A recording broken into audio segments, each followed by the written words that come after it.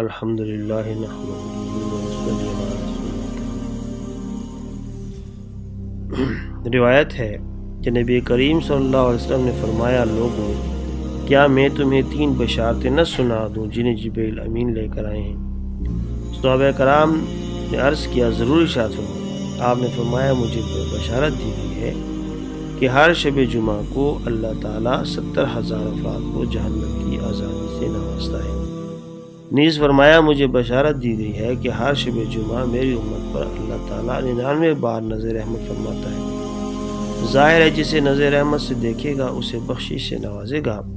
اور علی رضی اللہ عنہ سے مروی ہے، شب جمعہ کی آمد پر حضور صلی اللہ علیہ وسلم فرمایا کرتے، مرحبا بلیلۃ العتق والمغفرہ، مرحبا اے آزادی اور مغفرت کی رات، خوشخبری ہے اس شخص کے لیے جو اس رات مصروف عبادت ہوتا ہے، اور خرابی ہے جو عمل خیر سے غفلت برتتا ہے۔ نیز فرمایا، اللہ تعالیٰ ہر شب جمعہ 1,00,000 ایسے آدمیوں کی مغفرت فرماتا ہے جو مستحق سزا ہوتے ہیں۔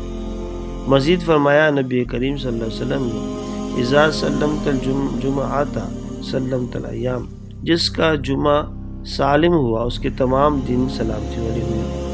حضرت ابو ہریرہ رضی اللہ عنہ سے مروی ہے کہ نبی کریم صلی اللہ علیہ وسلم نے فرمایا، اللہ تعالیٰ نے جب دنوں کی تخلیق فرمائی تو میری امت کے لیے جمعۃ مبارک کو خاص فرما کر دوسری امتوں پر فضیلت دی۔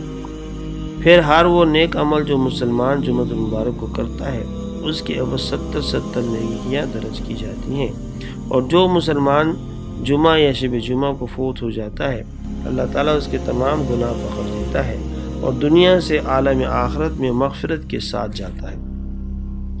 طبرانی کی روایت ہے، جو جمعے کو فوت ہو جاتا ہے اللہ تعالیٰ اسے شہادت کا درجہ عنایت فرماتا ہے اور قیامت تک وہ قبر میں ہر قسم کے عذاب سے محفوظ کر دیا جاتا ہے۔